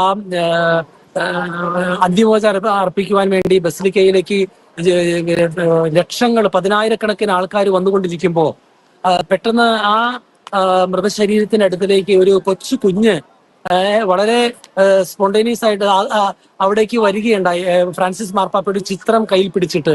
ആ കൊച്ച് തീർച്ചയായിട്ടും മാർപ്പാപ്പ ആരാണെന്നറിയാം, മാർപ്പാപ്പയെ കുറിച്ച് കേട്ടിട്ടുണ്ട്. തന്റെ മുമ്പിലിരിക്കുന്ന ദിവംഗതനായിരിക്കുന്ന വ്യക്തി ഒരു ഈശോയെ പോലെ ഒരാളായിട്ട് തന്നെയായിരിക്കാം ആ കൊച്ച് കണ്ടത്. ഫ്രാൻസിസ് മാർപ്പാപ്പ ജീവിച്ചിരിക്കുന്നുണ്ടെങ്കിൽ, അല്ലെങ്കിൽ മരണശേഷം തങ്ങളുടെ ആത്മാക്കൾക്ക് ചുറ്റുപാടും സംഭവിക്കുന്ന കാര്യങ്ങൾ എന്താണ് എന്ന് തിരിച്ചറിയാൻ സാധിക്കും, അല്ലെങ്കിൽ അങ്ങനെ സാധിക്കുന്നുണ്ട് എന്നുള്ള ഒരു അറിവാണ് നമുക്കുള്ളത്. അതിന്റെ പശ്ചാത്തലത്തിൽ നമുക്ക് മനസ്സിലാക്കാം, തീർച്ചയായും ഫ്രാൻസിസ് മാർപ്പാപ്പയുടെ ആത്മാവിന് ഏറ്റവും കൂടുതൽ സന്തോഷം കിട്ടിയ ഒരു നിമിഷമായിരിക്കാം ആ കൊച്ചു കുഞ്ഞ് ആ ഫ്രാൻസിസ് മാർപ്പാപ്പയുടെ അരികിൽ വന്ന് പ്രാർത്ഥിച്ചത്, അല്ലെങ്കിൽ ആ സ്നേഹത്തോടു കൂടി അരികിൽ വന്ന് നിന്നത് എന്ന് ഞാൻ ചിന്തിക്കുകയാണ്. അച്ഛനിത് പറയുമ്പോൾ എനിക്ക് തോന്നുന്നു വെച്ചാൽ, ഫ്രാൻസിസ് മാർപ്പാപ്പ അദ്ദേഹം ജീവിച്ചിരുന്ന സമയത്താണെങ്കിൽ ഒരുപക്ഷെ ആ ഒരു കുഞ്ഞു കുട്ടി വരുമ്പോൾ നേരെ അടുത്ത് പിടിച്ച് നിർത്തിയാൽ നമ്മൾ പല വീഡിയോസും കണ്ടിട്ടുണ്ട്. കുട്ടികളെ ഫ്രാൻസിസ് മാർപ്പാപ്പയുടെ പ്രസംഗം നടക്കുമ്പോഴൊക്കെ കുട്ടികൾ സ്റ്റേജിലേക്ക് കയറി വരും, ഫ്രാൻസിസ് മാർപ്പാപ്പയെ കെട്ടിപ്പിടിച്ച് നിൽക്കും, കാലിലെ കെട്ടിപ്പിടിച്ചൊക്കെ ഫ്രാൻസിസ് മാർപ്പാപ്പ സംസാരിക്കുമ്പോൾ അടുത്ത്. പക്ഷെ അതൊന്നും തന്നെ അസ്വസ്ഥനാക്കിയിരുന്നില്ല ഫ്രാൻസിസ് മാർപ്പാപ്പയ്ക്ക്. ഫ്രാൻസിസ് മാർപ്പാപ്പ അവരുടെ തലയിൽ തലോടി തൻ്റെ പ്രസംഗം തുടരും. എനിക്ക് തോന്നുന്നു കൂടുതലായിട്ട് നമ്മുടെ ജനറൽ ഓഡിയൻസിലാണ്, ബുധനാഴ്ചയുള്ള ജനറൽ ഓഡിയൻസിലേക്കാണ് ഇതുപോലുള്ള കാഴ്ചകളൊക്കെ നമ്മൾ കണ്ടിരുന്നത്. ഫ്രാൻസിസ് മാർപ്പാപ്പ പ്രസംഗിക്കുന്നുണ്ടെങ്കിൽ കുട്ടികൾ വരും, അടുത്തിരിക്കും. അതിപ്പോൾ ചില ഭിന്നശേഷിക്കാർ കുട്ടികൾ പോലും വരും, ഫ്രാൻസിസ് മാർപ്പാപ്പയെ തൊടും. പക്ഷെ അതെല്ലാം അതുപോലെ തന്നെ ഫ്രാൻസിസ് മാർപ്പാപ്പ അവരുമായി ഇടപഴകുന്ന ഒരു കാഴ്ച നമ്മൾ കണ്ടിരുന്നു. താൻ എത്തുന്നത് ഒരു സഭയുടെ തലവൻ്റെ അടുത്താണ്, ഒരു രാഷ്ട്രീയ ഒരു രാഷ്ട്രത്തിൻ്റെ തലവൻ്റെ അടുത്താണ് എന്നൊന്നും ആ കുട്ടികൾക്ക് അറിയില്ല. പക്ഷെ അത് അങ്ങനെയല്ലാതെ തന്നെ ഫ്രാൻസിസ് മാർപ്പാപ്പ അവരുമായി ഇടപെടുന്ന പല ദൃശ്യങ്ങളും വൈറലായിട്ടുണ്ട്. അതുപോലെ തന്നെയാണ് അതിനോടനുബന്ധിച്ച് ഡിജോ, അതിനോടനുബന്ധിച്ച് നമ്മൾ വളരെ പ്രത്യേകമായിട്ട് ഓർത്തിരിക്കേണ്ട ഒരു കാര്യമുണ്ട്. ഫ്രാൻസിസ് മാർപ്പാപ്പ 38 ദിവസം ജമല്ലി ആശുപത്രിയിൽ ചികിത്സയിൽ അതിനുശേഷം തിരിച്ചു വന്ന് ആഴ്ചകൾ കഴിഞ്ഞ് ആദ്യമായിട്ടാണ് പൊതുജനത്തെ കാണുവാൻ വേണ്ടി പാപ്പ മൊബൈലിൽ വത്തിക്കാൻ സ്ക്വയറിൽ ചുറ്റി സഞ്ചരിച്ച് ജനത്തെ ആശീർവദിച്ചത്. അത് മാസങ്ങൾക്ക് ശേഷമാണ്, ഒരുപാട് നാളത്തെ ഗ്യാപ്പുണ്ട്. അത് ഒരിക്കലും ഫ്രാൻസിസ് മാർപ്പാപ്പ ഈസ്റ്റർ കുർബാന കഴിഞ്ഞ് വന്ന് നിങ്ങൾ ആ ദൃശ്യങ്ങൾ പരിശോധിച്ചാൽ കാണാൻ സാധിക്കും. നമ്മുടെ ഹൃദയത്തെ സ്പർശിക്കുന്ന മറ്റൊരു രംഗം കൂടിയുണ്ട്. അദ്ദേഹത്തിന്റെ കൈ ഉയർത്തി ആശീർവദിക്കാൻ പറ്റാത്ത വിധത്തിൽ കൈകൾക്ക് വേദനയും അതുപോലെ തന്നെ ബുദ്ധിമുട്ടുകൾ ഉള്ളപ്പോഴും, അതോടൊപ്പം തന്നെ കഴുത്തിനൊക്കെ വേദന വന്ന് ഗാർഡ്സ് അല്ലെങ്കിൽ ഹെൽത്ത് ഇൻസ്പെക്ടേഴ്സ് ഒക്കെ കഴുത്ത് തിരുമ്മി കൊടുക്കുമ്പോഴും അദ്ദേഹം ആ വത്തിക്കാൻ സ്ക്വയറിൽ ഈസ്റ്റർ കഴിഞ്ഞ് ജനങ്ങളുടെ മധ്യത്തിലൂടെ കടന്നു പോകുമ്പോൾ ഒരു കൊച്ചു കുഞ്ഞിനെ തന്റെ അരികിലേക്ക് നീട്ടി പിടിച്ചപ്പോ ആ കൊച്ചു കുഞ്ഞിനെ കയറി പിടിക്കുകയുണ്ടായി ഫ്രാൻസിസ് മാർപ്പാപ്പ. അതൊക്കെ എത്രയോ വലിയ വിശ്വസിക്കാൻ പറ്റാത്ത വിധത്തിലുള്ള ആഴമായ ദൈവസ്നേഹത്തിന്റെ, പിതാവായ ദൈവത്തിന്റെ കരുണയുടെ ചിത്രമാണത്. ആ കുഞ്ഞിനെ എനിക്ക് തോന്നുന്നത് എന്തോ ഒരു അസുഖമുള്ളതുപോലെ ഒരു കുഞ്ഞിനെ പോലെയാണ് എനിക്ക് തോന്നിയത്. എനിക്കറിയില്ല, ഏതായിരുന്നാലും അങ്ങനെ കുഞ്ഞുങ്ങളെ മാർപ്പാപ്പയുടെ അടുത്തേക്ക് നീട്ടിപ്പിടിച്ചപ്പോൾ തന്റെ മാർപ്പാപ്പ അരികിലേക്ക് ചെന്നിട്ട് ഒരു കൊച്ചിന്റെ കയ്യിൽ ഇങ്ങനെ തൊടുന്നതായിട്ടൊരു ചിത്രം ഇങ്ങനെ മാധ്യമങ്ങളിൽ വന്നിട്ടുണ്ടായിരുന്നു. അപ്പം അത് പറഞ്ഞത് ശരിയാണ് ഡിജോ പറഞ്ഞത്, കുഞ്ഞുങ്ങൾക്ക് വേണ്ടി തുടിക്കുന്ന ഒരു ഹൃദയം. ഫ്രാൻസിസ് മാർപ്പാപ്പയുടെ ആത്മകഥയിൽ പറയുന്നുണ്ട്, ഞാൻ എപ്പോഴും ജനങ്ങളോടൊപ്പം ആയിരിക്കുവാൻ ആഗ്രഹിക്കുന്നു, ജനങ്ങൾക്ക് വേണ്ടി ജീവിക്കാൻ ആഗ്രഹിക്കുന്നു, കുഞ്ഞുങ്ങളെ എനിക്ക് ഏറെ ഇഷ്ടമാണ് എന്നൊക്കെ പറഞ്ഞിട്ടുണ്ട്. നേരത്തെ പറഞ്ഞതുപോലെ തന്നെ അച്ഛനാ വിഷയം ജമലി ആശുപത്രിയിലെ കാര്യം പറഞ്ഞു കഴിഞ്ഞപ്പോൾ ജമലി ആശുപത്രിയിൽ നിന്ന് വരുന്ന വാർത്തകൾ അച്ഛൻ തന്നെ റിപ്പോർട്ട് ചെയ്തിട്ടുണ്ട്. അവിടുത്തെ കുട്ടികളെ ഫ്രാൻസിസ് മാർപ്പാപ്പ കണ്ടു, അല്ലെങ്കിൽ കുട്ടികൾ ഫ്രാൻസിസ് മാർപ്പാപ്പയ്ക്ക് ഇന്നതൊക്കെ സമ്മാനിച്ചു എന്നുള്ളതൊക്കെ. ആ ഒരു ഏജ് ഡിഫറൻസ്, 88 വയസ്സുള്ള ആ വ്യക്തിയും കുട്ടികളും തമ്മിലുള്ള ആ ഒരു കെമിസ്ട്രി, അത് ഭയങ്കരമായിട്ട് ഫ്രാൻസിസ് മാർപ്പാപ്പ ജീവിതകാലത്ത് മുഴുവൻ സമ്മാനിച്ചു. കുട്ടികൾക്ക് തങ്ങളുടെ പ്രായത്തിലെ ഒരാളെ പോലെ ഫ്രാൻസിസ് മാർപ്പാപ്പയെ കാണാനും ഫ്രാൻസിസ് മാർപ്പാപ്പയോട് ഇടപഴകാനും എല്ലാം സാധിച്ചിരുന്നു. അതിന് മുമ്പത്തെ പ്രാവശ്യം ഫ്രാൻസിസ് മാർപ്പാപ്പയുടെ ഒരു ഓപ്പറേഷൻ സമയത്ത് ജമലി ആശുപത്രിയിൽ നിന്ന് ഇതുപോലെ ഒരു ഏഞ്ചലസ് പ്രാർത്ഥനയ്ക്ക് വന്നപ്പോൾ കുട്ടികളെ ചുറ്റും നിർത്തിയാണ് ഫ്രാൻസിസ് മാർപ്പാപ്പ, അതെല്ലാം നമ്മൾ മാധ്യമങ്ങളെ കണ്ടതാണ്, അന്ന് വാർത്ത ചെയ്താണ്, കുട്ടികളെ ചുറ്റും നിർത്തി ഫ്രാൻസിസ് മാർപ്പാപ്പ ഏഞ്ചൽസ് പ്രാർത്ഥനയ്ക്ക് നേതൃത്വം നൽകി. ആ ഒരു കുട്ടികളുമായുള്ള ഒരു കെമിസ്ട്രി ഭയങ്കരമായിട്ട് വർക്കൗട്ട് ചെയ്യുന്നു ഫ്രാൻസിസ് മാർപ്പാപ്പയ്ക്ക്. തീർച്ചയായും ടിജോ, അത് നല്ലൊരു ഒബ്സർവേഷൻ തന്നെയാണ്. അത് ഒരു കെമിസ്ട്രി, നല്ലൊരു പദപ്രയോഗമാണ് അത്. അതോടൊപ്പം തന്നെ എനിക്ക് തോന്നിയത് ആ കെമിസ്ട്രി വർക്ക് ചെയ്യുന്നെന്ന് പറയുന്നത് നല്ലൊരു വാക്കാണെങ്കിലും നമ്മൾ ബിബ്ലിക്കലായിട്ട് ചിന്തിക്കുമ്പോൾ അതിന് ഈ അല്പം കൂടി ഒരു ആഴമായ ഒരു അർത്ഥമുണ്ടെന്ന് തോന്നുന്നു. കാരണം ഈശോ തന്നെ പറഞ്ഞു, കുഞ്ഞുങ്ങളെ എൻ്റെ അടുക്കിലേക്ക് വരുവാൻ അനുവദിക്കുവിൻ, അവരെ തടയരുത്. അപ്പം അതുകൊണ്ട് കുഞ്ഞുങ്ങളെ അത്രമാത്രം സ്നേഹിക്കുകയും നമ്മുടെ സുവിശേഷ അധിഷ്ഠിതമായ രീതിയിൽ കുഞ്ഞുങ്ങളുടെ നന്മയ്ക്കും സംരക്ഷണത്തിനും പ്രൊട്ടക്ഷനും വളർച്ചയ്ക്കൊക്കെ വേണ്ടി ഒരുപാട് കാര്യങ്ങൾ കൂടി ഫ്രാൻസിസ് മാർപ്പാപ്പ ചെയ്തിട്ടുണ്ട്. അവരെ അടുത്ത് വരുമ്പോൾ ലാളിക്കുക മാത്രമല്ല, അവരുടെ സുരക്ഷയ്ക്കും ഒരുപാട് കാര്യങ്ങൾ കൂടി ഫ്രാൻസിസ് മാർപ്പാപ്പ ചെയ്തിട്ടുണ്ട്. പക്ഷേ നമ്മൾ മറ്റൊരു കാര്യം കൂടി ഓർക്കണം, ബെനഡിക്റ്റ് 16 മാർപ്പാപ്പയും അതുപോലെ ജോൺ പോൾ 2 മാർപ്പാപ്പയും ഒക്കെ ഇതുപോലെ കുഞ്ഞുങ്ങളെ കാണുമ്പോൾ കയ്യിലെടുക്കുകയും ഉമ്മൊക്കെയൊക്കെ ചെയ്തിട്ടുണ്ട്. പക്ഷേ ഫ്രാൻസിസ് മാർപ്പാപ്പയെ കൂടുതൽ വ്യത്യസ്തനാക്കുന്നത് അദ്ദേഹത്തിന്റെ ബലഹീനതയായിട്ട് മാറി എന്നുള്ളതാണ്, കുഞ്ഞുങ്ങളും വൃദ്ധരും രോഗികളും ഒക്കെ. ഇതിൽ നിങ്ങൾക്ക് ഓർമ്മയുണ്ടായിരിക്കും, ആദ്യകാലത്തെ പേപ്പസിയുടെ കാലഘട്ടത്തിൽ ഫ്രാൻസിസ് മാർപ്പാപ്പ ഏതോ ഒരു കുഞ്ഞിനെ ചുംബിച്ചു കഴിഞ്ഞപ്പോൾ ആ കുഞ്ഞിന്റെ തലയിലെ ട്യൂമർ അത്ഭുതകരമായി സുഖപ്പെട്ട ഒരു വാർത്ത കൂടി വർഷങ്ങൾക്ക് മുമ്പ് വന്നിരുന്നു. അപ്പൊ തീർച്ചയായും ഡിജോ സൂചിപ്പിച്ചതുപോലെ 88 വയസ്സ് 8 വയസ്സ് പോലെയാണ് ഫ്രാൻസിസ് മാർപ്പാപ്പ. എനിക്ക് തോന്നുന്നത് ആ കെമിസ്ട്രി എന്ന് പറഞ്ഞ വാക്ക് ഇങ്ങനെ നമുക്ക് കാണാം. അതായത് 88 വയസ്സുള്ള 85 വയസ്സുള്ള 80 വയസ്സുള്ള ഫ്രാൻസിസ് മാർപ്പാപ്പ കുഞ്ഞുങ്ങളുടെ അരികിലേക്ക് വരുമ്പോ തന്റെ പ്രായം ചെറുതായി പോവുകയാണ്. ഒരു കുഞ്ഞിനെ പോലെ ആയി പോവുകയാണ് ഫ്രാൻസിസ് മാർപ്പാപ്പ. ഡിജു സൂചിപ്പിച്ചതുപോലെ വെനസ്ഡേയിലെ ഓഡിയൻസിന്റെ സമയത്ത് പ്രസംഗം നടത്തിക്കൊണ്ടിരിക്കുമ്പോൾ അല്ലെങ്കിൽ പ്രാർത്ഥിച്ചുകൊണ്ടിരിക്കുമ്പോൾ കുഞ്ഞുങ്ങൾ ഓടി വന്ന് ഫ്രാൻസിസ് മാർപ്പാപ്പയുടെ മടിയിലിരിക്കുന്നു. യാതൊരു ഭാവഭേദ മാറ്റവും ഇല്ലാതെ അവരെ കയ്യിൽ പിടിച്ചുകൊണ്ട് തന്നെ ആ പ്രാർത്ഥന തുടരുന്നു. അല്ലെങ്കിൽ ഒരു കുഞ്ഞ് പന്തെടുത്ത് ഫ്രാൻസിസ് മാർപ്പാപ്പയുടെ അടുത്തേക്ക് എറിയുമ്പോൾ ആ പന്തെടുത്ത് ചിരിച്ചിട്ട് തിരിച്ചെറിഞ്ഞു കൊടുക്കാണ് കളിക്കുന്ന പോലെ. അതൊക്കെ തീർച്ചയായിട്ടും ലോകത്തോട് പ്രഖ്യാപിക്കുന്ന വലിയ ഒരു ആധ്യാത്മികതയുടെ ഫ്രാൻസിസ് മാർപ്പാപ്പ കുട്ടികളുടെ സ്നേഹം പ്രകടിപ്പിക്കുക മാത്രമല്ല ചെയ്തിരിക്കുന്നത്, അവരുടെ സംരക്ഷണത്തിനും സുരക്ഷയ്ക്കും നന്മയ്ക്കും വേണ്ടി ചില ഡിഗ്രികൾ പുറപ്പെടുവിക്കുകയും അവരുടെ നന്മയ്ക്ക് വേണ്ടി എല്ലാ കാര്യങ്ങളും ആവുന്ന വിധത്തിൽ ചെയ്യുകയും ചെയ്തിട്ടുണ്ട്. മാത്രമല്ല തന്റെ പേപ്പസിയുടെ കാലഘട്ടത്തിൽ ആദ്യ നാളുകളിൽ തലയിൽ ട്യൂമറുള്ള ഒരു കുഞ്ഞിന്റെ ശിരസിൽ ഫ്രാൻസിസ് മാർപ്പാപ്പ ഉമ്മ വെക്കുകയും പിന്നീട് അവർ മെഡിക്കൽ ചെക്കപ്പിന് പോയപ്പോ അത് അത്ഭുതകരമായ ട്യൂമർ അപ്രത്യക്ഷമായ കഥകൾ കൂടി നമ്മൾ കേട്ടിട്ടുണ്ട്. അതെല്ലാം നമ്മൾ നേരത്തെ അച്ഛൻ പറഞ്ഞിരുന്നു, അതെല്ലാം വ്യക്തമായിരുന്നു. മറ്റൊരു കാര്യം അച്ഛനോട് ചോദിച്ചോട്ടെ, ഈ കുട്ടികൾ എന്നത് പറയുന്നത് കുട്ടികളുമായി വളരെയധികം ബന്ധം ഉയർത്തിയിരുന്നു. മറ്റൊരു വിഷയം, ഗ്രാൻഡ് പാരൻസ്. കത്തോലിക്ക സഭയിൽ ഗ്രാൻഡ് പാരൻസ് ഡേ ആദ്യമായി കൊണ്ടുവന്നത് ഫ്രാൻസിസ് മാർപ്പാപ്പയാണ്. ഈശോയുടെ മുത്തശ്ശൻ്റെയും മുത്തശ്ശിയുടെയും ആ ഒരു തിരുനാൾ ദിനത്തിൽ ഗ്രാൻഡ് പാരൻസ് ഡേ ആഘോഷിക്കാൻ ഫ്രാൻസിസ് മാർപ്പാപ്പ കൊണ്ടുവന്നു.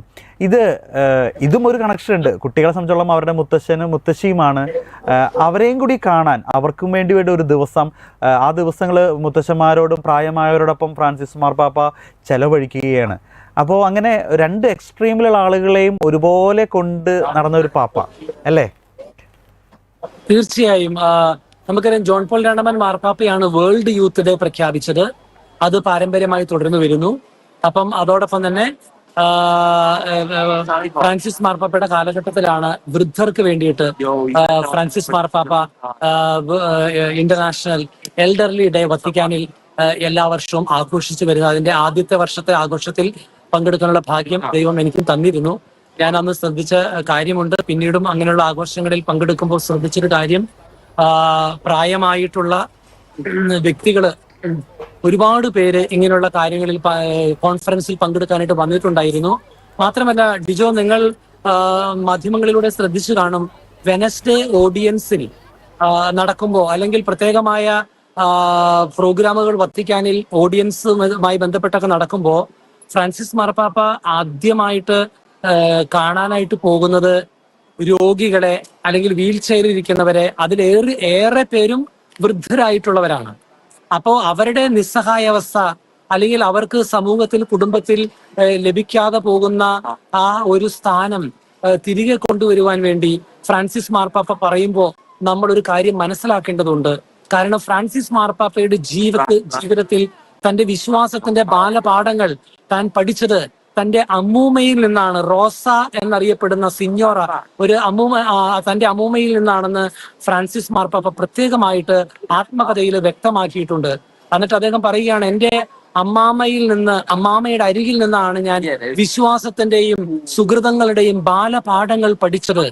അപ്പോൾ ഫ്രാൻസിസ് മാർപ്പാപ്പയെ സംബന്ധിച്ചിടത്തോളം അങ്ങനെ ഒരു ദിവസം പ്രഖ്യാപിക്കുമ്പോൾ അത് തന്റെ അനുഭവത്തിൽ നിന്ന്, തന്റെ കുടുംബ പശ്ചാത്തലത്തിൽ നിന്ന്, ആ പ്രായമായ അമ്മൂമ്മയിൽ നിന്ന് ഫ്രാൻസിസ് മാർപ്പാപ്പ കുഞ്ഞായിരുന്നപ്പോ വളർന്നു വന്നപ്പോ സ്വീകരിച്ച സ്നേഹവാത്സല്യങ്ങളുടെ, അവരിൽ നിന്നും ലഭിച്ച നന്മയുടെ അല്ലെങ്കിൽ ഒരു തലമുറയെ മുന്നോട്ട് കൊണ്ടുപോകുന്നതിൽ അവർ വഹിക്കുന്ന പങ്കിന്റെ പ്രാധാന്യം മനസ്സിലാക്കിയ ഫ്രാൻസിസ് മാർപ്പാപ്പ, അല്ലെങ്കിൽ വിശ്വാസത്തിന്റെ പൈതൃകം തലമുറകളായി തലമുറകൾക്ക് യുവജനങ്ങൾക്ക് കുടുംബത്തിന് പകർന്നു തരുവാൻ പ്രായമായ വ്യക്തികൾ പ്രായമായവർക്ക് എത്രമാത്രം സാധിക്കുമെന്നുള്ളത് തന്റെ അനുഭവത്തിൽ നിന്നും തിരിച്ചറിഞ്ഞ ഫ്രാൻസിസ് മാർപ്പാപ്പ ഈ കാര്യം പ്രഖ്യാപിക്കുമ്പോൾ അങ്ങനെ അനുഭവത്തിന്റെ ഒരു പിൻബലവും പശ്ചാത്തലവും അതിനുണ്ട് എന്ന് നമുക്ക് മനസ്സിലാക്കാം. മാത്രമല്ല, ഫ്രാൻസിസ് മാർപ്പാപ്പ ലോകത്തിൽ നടക്കുന്ന യൂറോപ്പിൽ മറ്റ് എല്ലാ രാജ്യങ്ങളിലും നടന്നുകൊണ്ടിരിക്കുന്ന പ്രായമായ മാതാപിതാക്കന്മാരെ നോക്കുവാൻ അസൗകര്യമുള്ളത് കൊണ്ട്